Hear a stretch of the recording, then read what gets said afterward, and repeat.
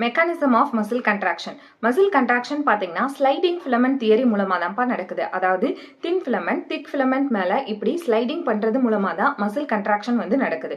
இப்போ muscle contraction பண்ணணும் அப்படிங்கிறதுக்கான சிக்னல் நம்மளுடைய சென்ட்ரல் நர்வஸ் சிஸ்டமில் இருந்து மோட்டார் நியூரான் மூலமாக அந்த பர்டிகுலர் மசில் ஃபைபரை போய் ரீச் பண்ணும். அப்போ அந்த மோட்டார் நியூரானும் அந்த மசில் ஃபைபரும் அட்டாச் ஆகுது இல்லையா, அந்த ஜங்ஷனுக்கு பேர் நியூரோமஸ்குலார் ஜங்ஷன். இந்த ஜங்ஷன்ஸில் ஒரு நியூரோ டிரான்ஸ்மிட்டர் வந்து ரிலீஸ் பண்ணுது.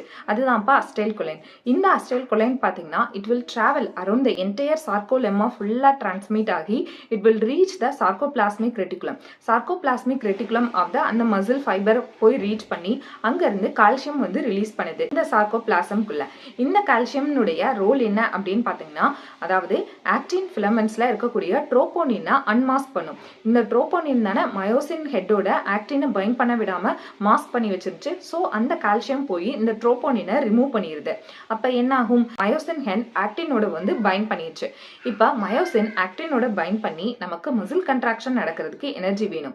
அப்ப ஏடிபி ஹைட்ரோலைஸ் ஆகி ஏடிபி பிளஸ் இன்ஆர்கானிக் பாஸ்பேட்டா ஆகும். ஸோ நமக்கு கிராஸ் பிரிட்ஜ் வந்து ஃபார்ம் ஆயிடுச்சு.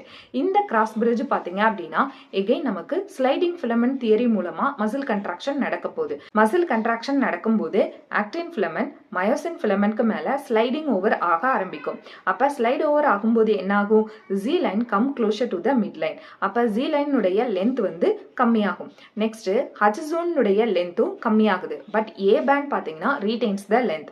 இப்போ மோர் மசில் கண்ட்ராக்ஷன் நடக்கும்போது என்ன ஆகும், ஆக்டின் ஃபிலமெண்ட் கம்ப்ளீட்லா வந்து மயோசின் ஃபிலமெண்ட்டை ஓவர்லாப் பண்ணியிருக்கும், ஸ்லைடிங் ஓவர் பண்ணியிருக்கு.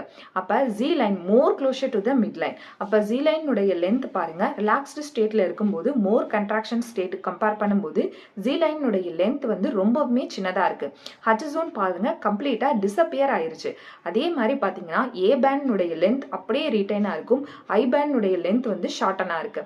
அப்போ இதுல இருந்து என்ன தெரிஞ்சுக்கிறோம், மசில் கண்ட்ராக்ஷன் நடக்கும்போது I பேண்டுடைய லென்த் வந்து சின்னதா இருக்கு, A பேண்டுடைய லென்த் அப்படியே ரீட்டைன் ஆயிருக்கு, H ஜோன் பாத்தீங்கன்னா டிஸப்பியர் ஆயிடுச்சு, Z லைன் பாத்தீங்கன்னா come closer to the mid line. So சார்கோமியனுடைய லென்த் வந்து ஷார்ட்டனா இருக்கு. இதுதான் கண்ட்ராக்ஷன் அப்படின்னு நம்ம சொல்றோம்.